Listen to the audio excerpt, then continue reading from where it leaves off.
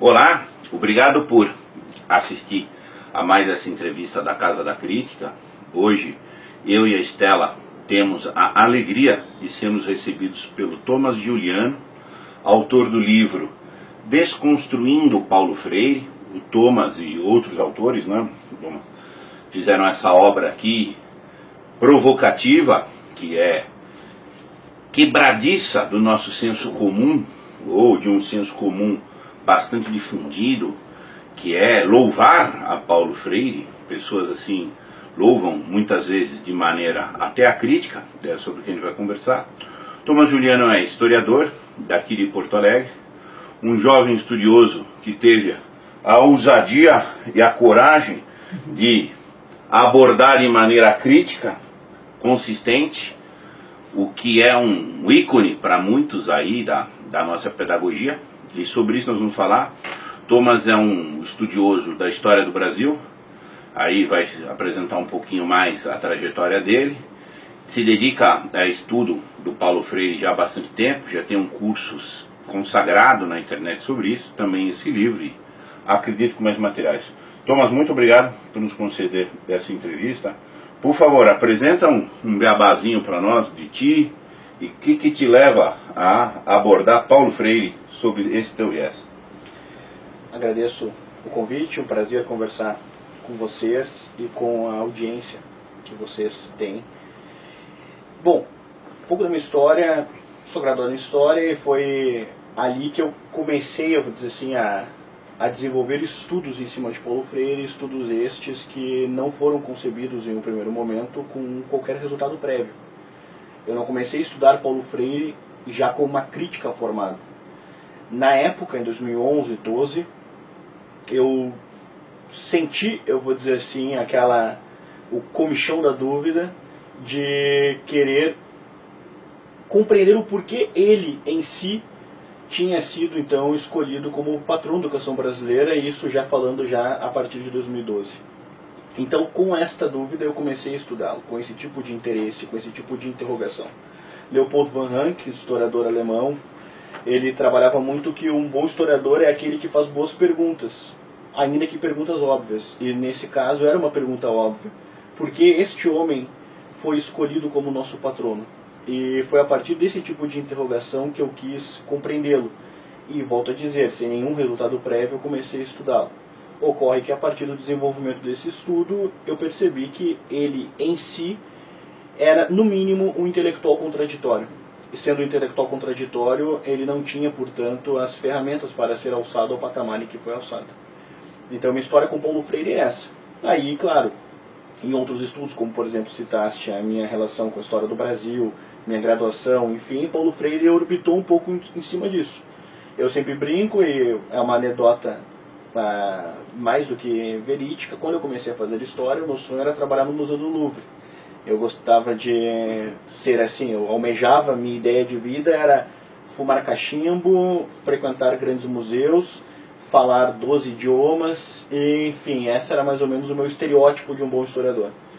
E que era muito embebido, eu vou dizer assim, por causa do meu imaginário muito voltado a essa linha Sherlock Holmes, esteticamente Jacques Legoff, enfim.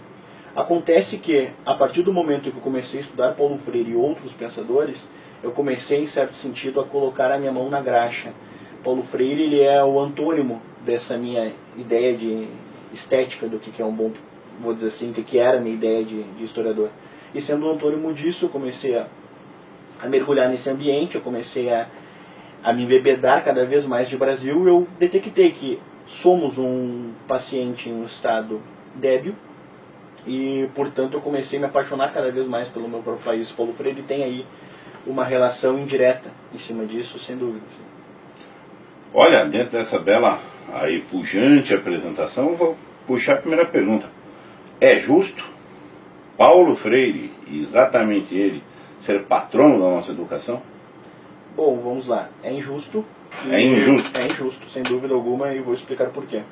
Sei que tem pessoas que gostam de dizer assim, em um tom crítico a Paulo Freire, que é justo à medida que os nossos dados contemporâneos atestam que temos uma ineficiência no seu próprio método este que é sim aplicado, ainda que com uma resolução no sentido mais freiriano e suficiente, mas, retomando a própria pergunta, Paulo Freire ser alçado a nosso patrono, sendo que somos um país com 518 anos, e eu parto muito de uma linha orteguiana, Ortega Gasset trabalhava muito, que a partir do momento em que o europeu e o indígena se conhecem, quando ocorre esse choque cultural, esse choque de gerações, esse choque humano, nós já temos ali um fato novo. Então, eu entendo o Brasil como um país de 518 anos, e sendo um país de 518 anos, Paulo Freire está aquém dessa tradição.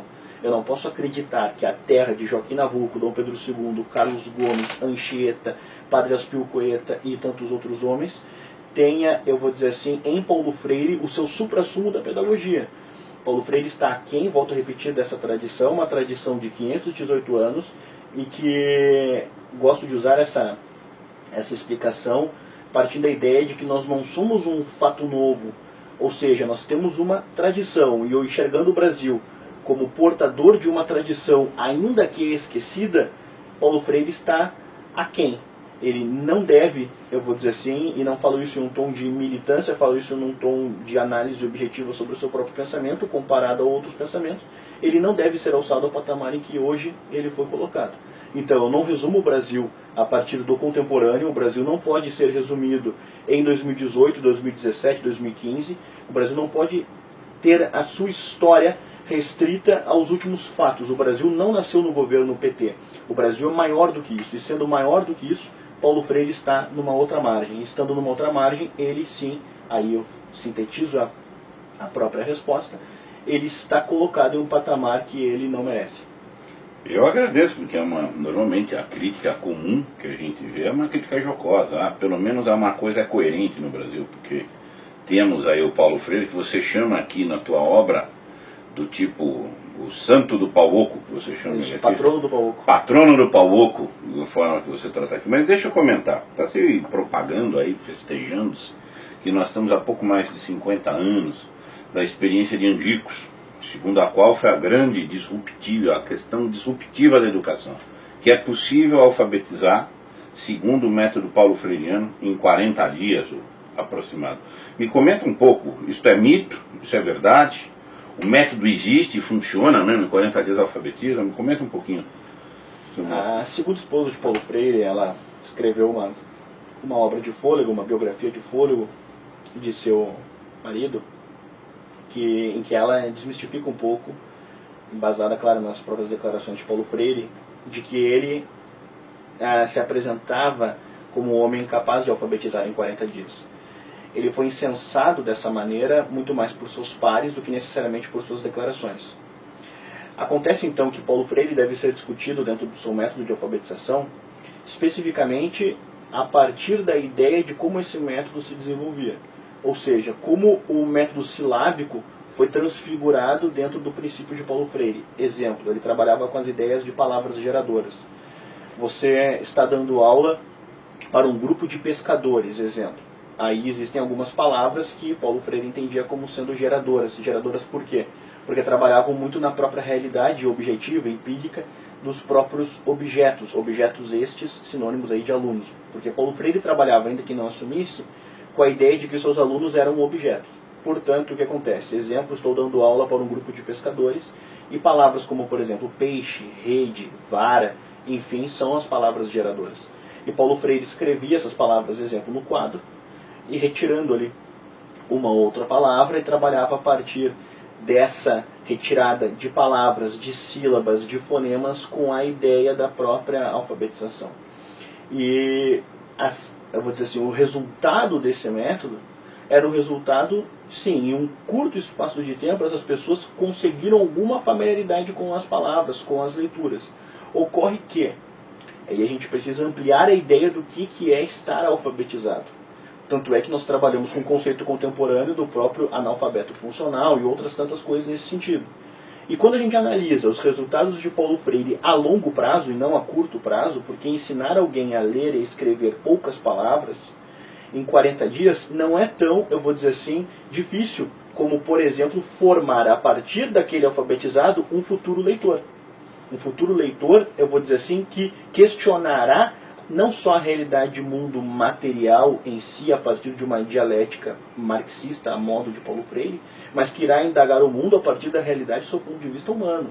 Então, ou seja, de algo meta-Marx. E Paulo Freire, os resultados de Paulo Freire, os resultados de suas primeiras gerações, é um resultado que ele é simplista. Acontece, e eu preciso trazer isso para a nossa conversa, é que o Brasil até 1950, até 1960, tinha um contingente significativo de analfabetos. E o que interessa para Paulo Freire e seus asseclas é simplesmente o número em si. Temos hoje X de homens que tornaram-se alfabetizados.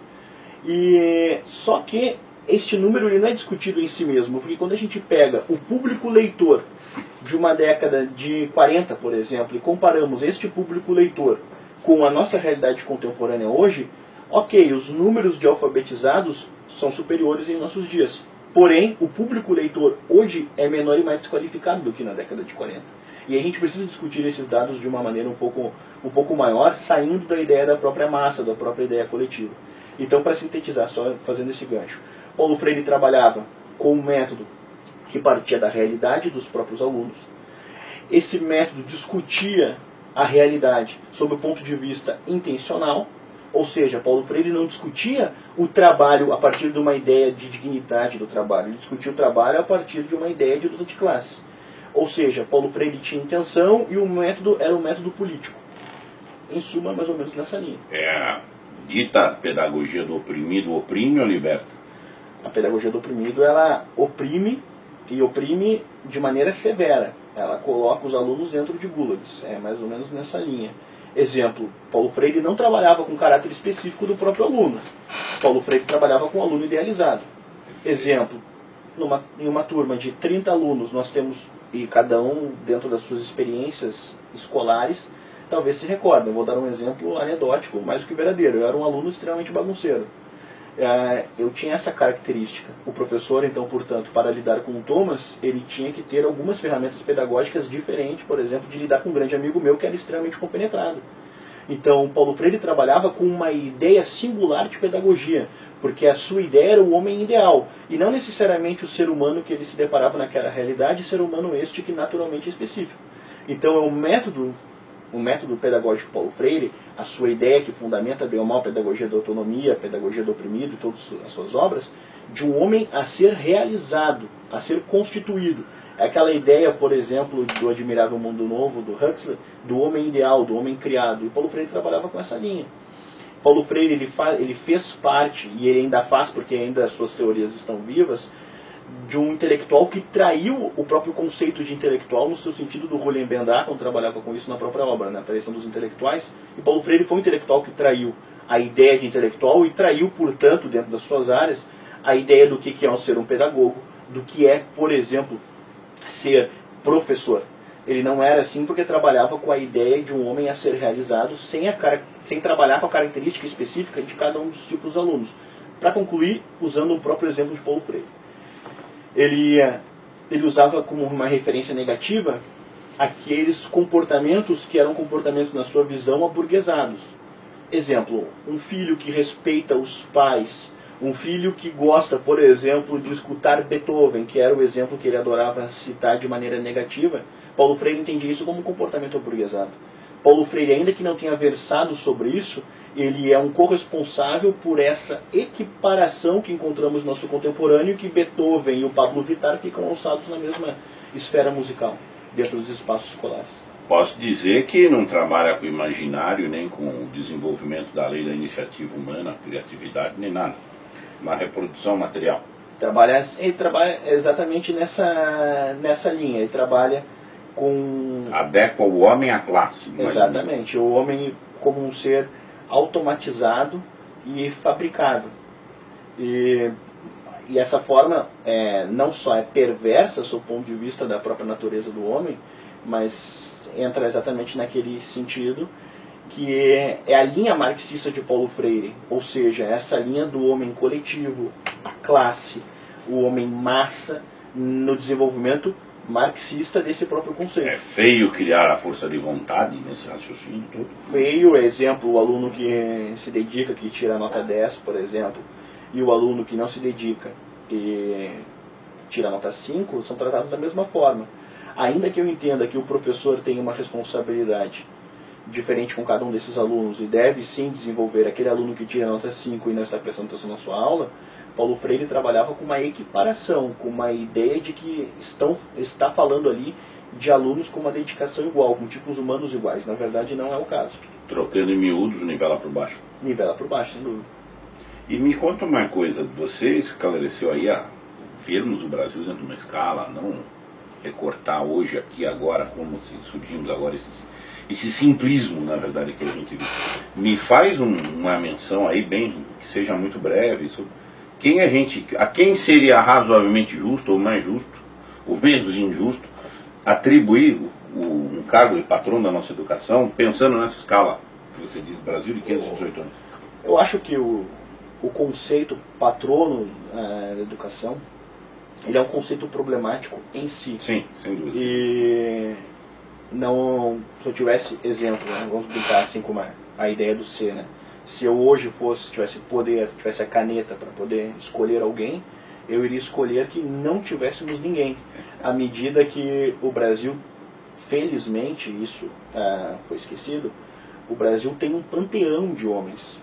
E tendo um panteão de homens, como por exemplo o Anchieta, que foi um grande pedagogo, inegavelmente, eu gosto de usar essa figura, é uma figura não só sob o ponto de vista espiritual, mas sob o ponto de vista, vou dizer assim, objetivo na própria realidade que ele enfrentou, que o suor de Anchieta irrigou o solo do Brasil. Quando eu penso em Anchieta e quando eu penso, vou dar um exemplo, em André Rebouças, ou quando eu penso em Luiz Gama, citando dois abolicionistas de linhas completamente diferentes, um exemplo, Luiz Gama, que de negro escravo passa a ser negro abolicionista, advogado de negros e etc. Quando eu penso numa figura como André Rebouças, que o Boris Fausto, que errou muito, mas nesse caso acerta, quando ele descreve Luiz Gama como um homem de uma biografia de novela, eu vejo que o Brasil, em figuras antagônicas, como por exemplo Luiz Gama e Anchieta, é um país que tem ícones de memórias, de biografias significativas.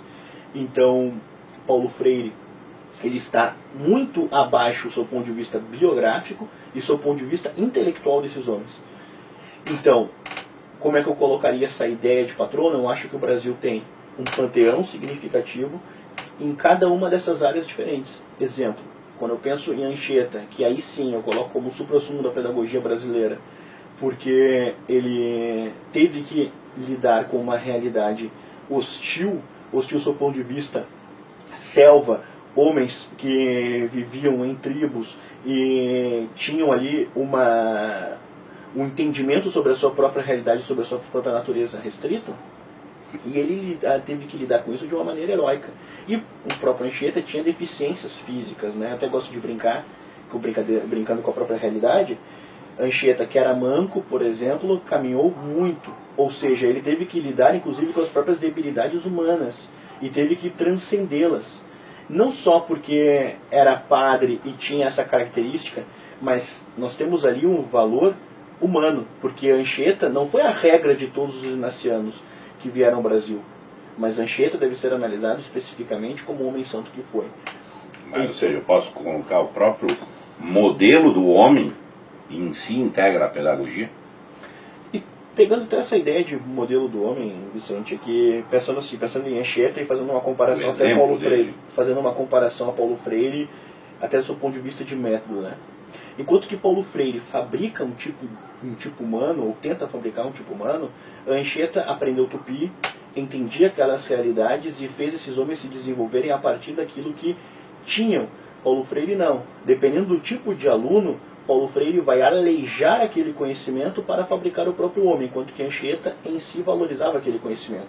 Aí o apologista de Paulo Freire vai me dizer assim, não, mas Paulo Freire valorizava a realidade do aluno. Depende da realidade. Depende da realidade. Se o aluno, exemplo, volto a dizer, porque Paulo Freire explicitou isso nos seus textos, se o aluno gosta de música clássica, se o aluno tem uma visão de mundo que na leitura de Paulo Freire e de Sousa Secas é uma leitura de mundo conservadora, esse aluno não deve ter a sua visão respeitada, muito pelo contrário. Ele é um objeto a ser educado. e educado do seu ponto de vista revolucionário. Ou seja, esse aluno que outrora respeitava os pais, outrora escutava Beethoven, ele deve sim contestar os pais a partir desse momento e deve também contestar a própria ideia de música clássica, pegando só esse gancho. Eu só te pedi, eu posso por ser educado como um instruído, de que põe de fora para dentro do homem e inala isso daqui, ao invés de expandir no nosso conceito clássico de educação. Eu queria pedir muito rapidinho, dos contemporâneos ou dos pessoas mais... Você tem alguma contribuição de algum pensador, de algum pedagogo, de algum educador que tenha sido digno, que componha esse panteão? A gente tem aí, por exemplo, citando alguns assim, né? A gente tem Dom Lourenço de Almeida Prado, que heroicamente já escrevia algumas coisas citando o próprio Paulo Freire. A gente tem o trabalho do professor Pierre, nós temos Luigi, nós temos o trabalho, não especificamente como um pedagogo, mas que tem um trabalho monumental, claro que exercendo a própria pedagogia, que é o professor Olavo de Carvalho. A gente tem homens aí que exercem a pedagogia, cada um dentro de uma própria esfera. Citei só 3 e poderia estender ainda mais à medida que eu vou dar um exemplo. E quando a gente expande essa ideia de pedagogo, a gente entra na nossa própria realidade objetiva, nos nossos próprios testemunhos. Vou dar um exemplo e casa muito bem com o próprio livro. O Percival Pugina, um dos grandes pedagogos da minha vida, está junto na obra e foi um dos homens mais importantes, eu vou dizer assim, no meu trânsito intelectual, de outrora jovem niilista de esquerda, para um jovem, eu vou dizer assim, que se desenvolve com outras perspectivas de mundo. Então, o Pugina é um grande pedagogo. Bom eufemismo, bem. Então, assim, o Pugina é um grande pedagogo na minha vida.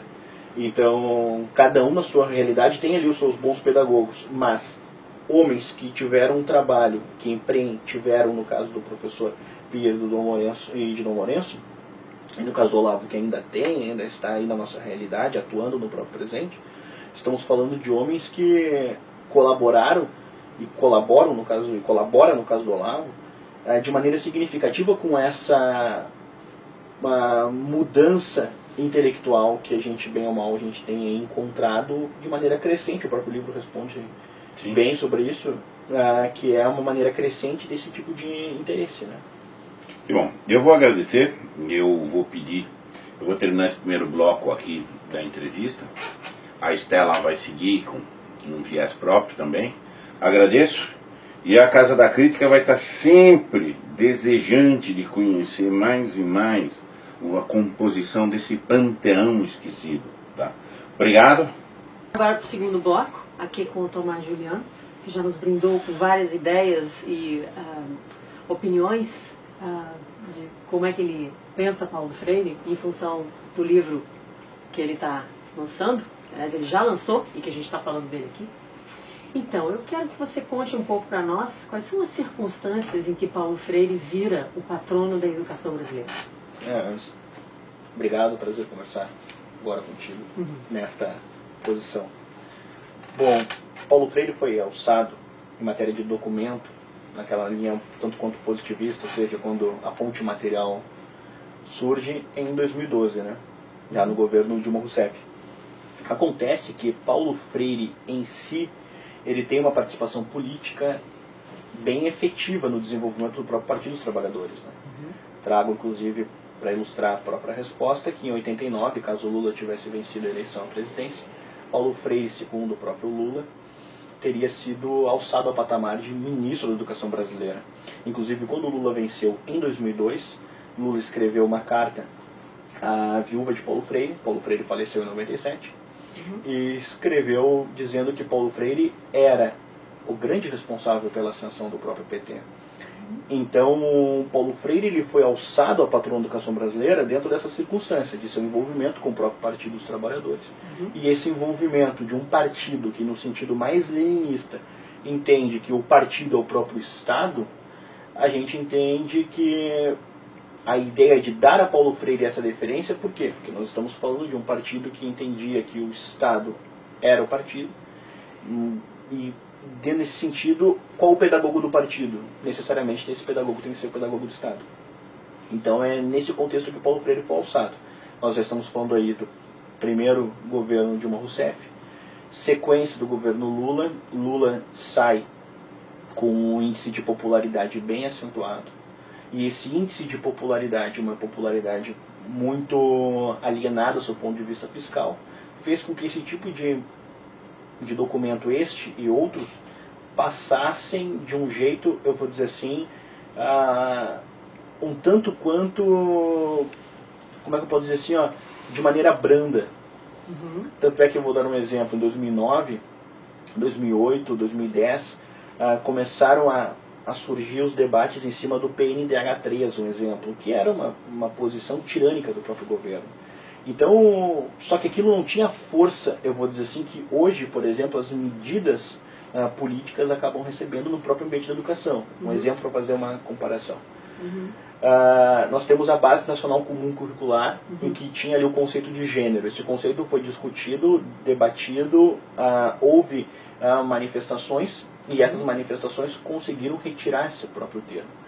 Então, hoje existe uma consciência, ou pelo menos assim, uma atuação pública de linhas mais conservadoras no que entendem aí a ideia de educação. E elas atuam de maneira mais efetiva do que, por exemplo, 2010, 2009, 2008, 2012, ainda que existissem já naquela época, claro, sem dúvida, né? Que eu gosto de usar até para complementar essa resposta.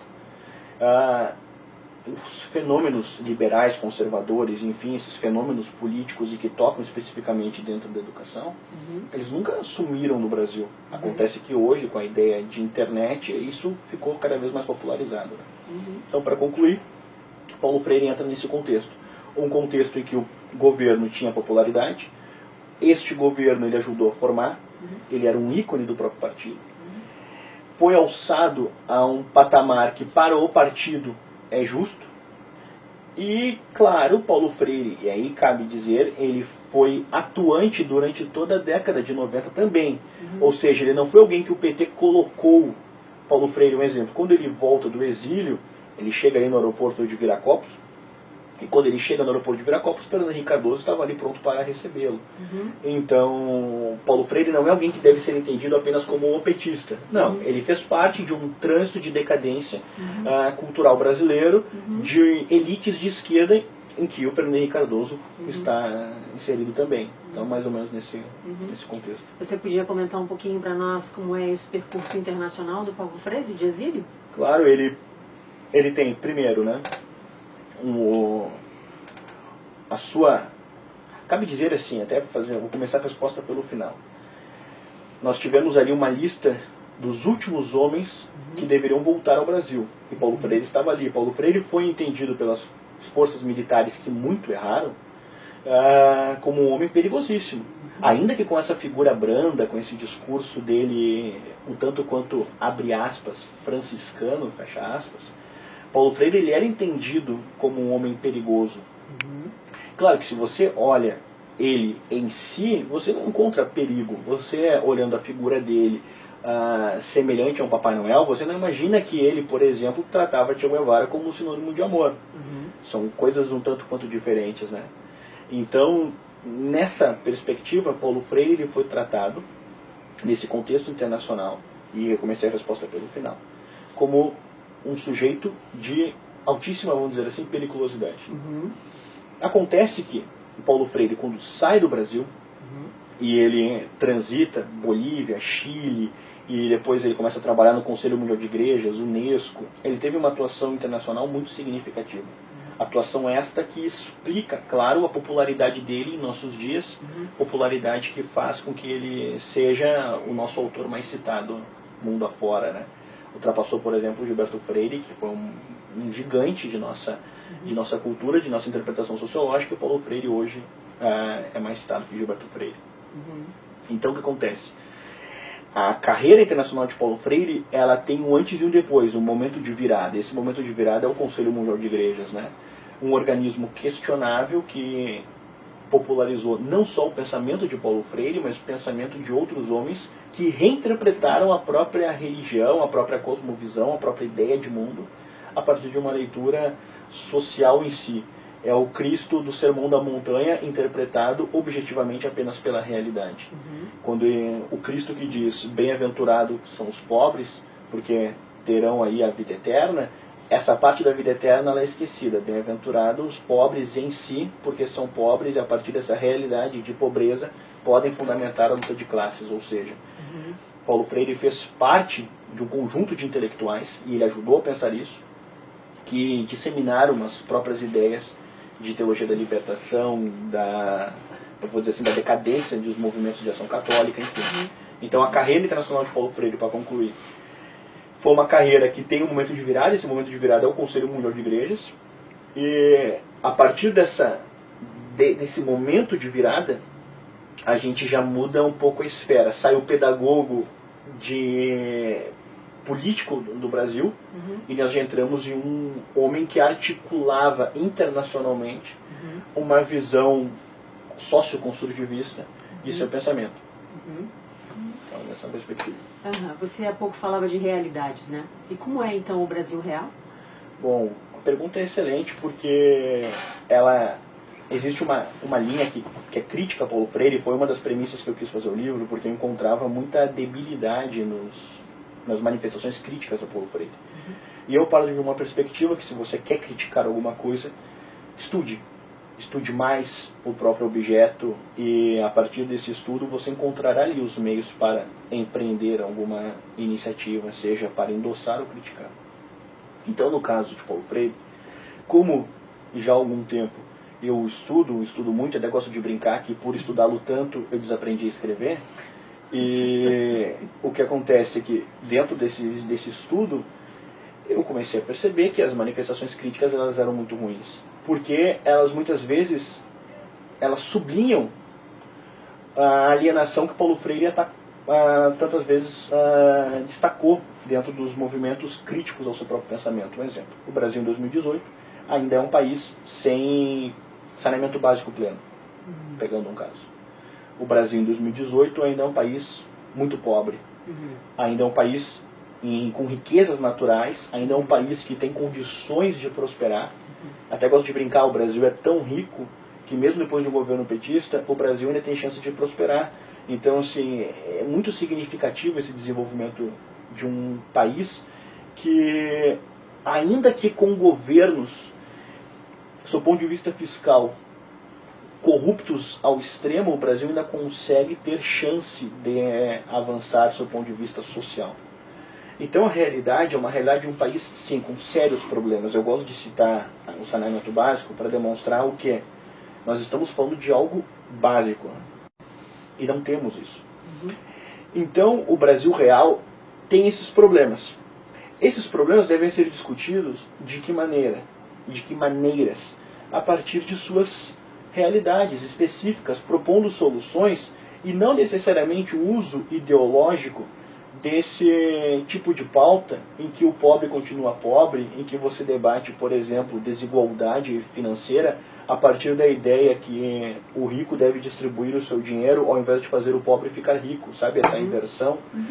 E então o Brasil real é um Brasil ainda alienado, ainda é um Brasil que está confuso, ainda é um Brasil que hoje, felizmente, tem debatido política de uma maneira um tanto quanto inédita, porque basta que a gente veja assim, as pautas, internet, os efeitos disso, os livros que entraram nas listas de mais vendidos, enfim. Então o Brasil hoje, o Brasil real, é um Brasil um tanto confuso, mas um Brasil que ainda dá margem para esses discursos populistas, esses discursos de que você consegue utilizar a pobreza para fins ideológicos, para fins perversos.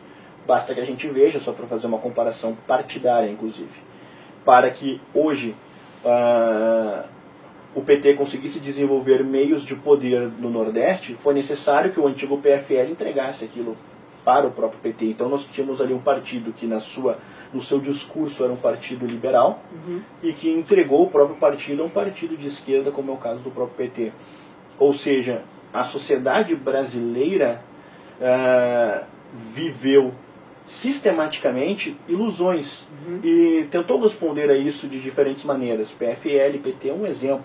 É claro que nós estamos falando de partidos que bebem, agora o PFL virou DEM, mas assim, bebem do próprio estamento, né? Mas é uma realidade ruim, basta que, um exemplo, né? Você paga quase R$5 por um litro de gasolina, né? Então, assim, entrando numa realidade objetiva, a classe média sente muito o golpe. Os índices pedagógicos são muito ruins. Nós estamos aí aquém do talento que este país é capaz de produzir, já foi capaz de produzir. Nós não temos uma universidade entre as 200 do mundo. É uma coisa vexatória. Nós que, um exemplo, pegar só a minha linha, né? Na década de 30, Fernando Brodel, o maior historiador do tempo, maior entendido assim por seus pares, bem ou mal fundamentou o curso de História da USP. Ou seja, era uma faculdade que estava voltada à ponta do tempo, né? Você pode discutir se gosta ou não da linha do Fernando Brodel, mas ele era a ponta do mundo. E estava pensando no próprio curso, né? E hoje, por exemplo, os cursos de História apresentando aulas sobre o golpe de 2016. Ou seja, a gente tem aí uma decadência em si. Primeiro que não foi golpe, golpe foi o fato da Dilma ainda conseguir concorrer, isso foi um golpe, isso é um golpe em si, burlaram a própria Constituição. Mas, o que nós estamos falando? De uma leitura parcial da própria realidade em que as faculdades, assim como o próprio método de Paulo Freire, tornaram-se meios de tipos humanos ideais. E que um discurso como, por exemplo, o meu, não é sequer bem-vindo. Não é sequer bem-vindo. Não precisa ser endossado, mas eu não participo da discussão. Muito pelo contrário, eu sou tratado como leproso, aquele sujeito que deve ficar em um escondido e, enfim, e a partir desse tipo de exclusão a gente entra nesse próprio problema contemporâneo, que nós temos problemas, sob o ponto de vista da pobreza, problemas sociais e problemas intelectuais que os nossos índices, bem ou mal, atestam. Né? Muito bom, Tomás. Muito obrigado pela sua participação aqui na Casa da Crítica, né? Eu sou Estela, quero recomendar para vocês o livro, né? Desconstruindo Paulo Freire, e tomara que a gente possa ter você de novo aqui. Será um prazer, obrigado pela visita, e, enfim, fico à disposição do público de vocês para mais esclarecimentos, estou à disposição. E vai ter mais, não perca. Obrigada.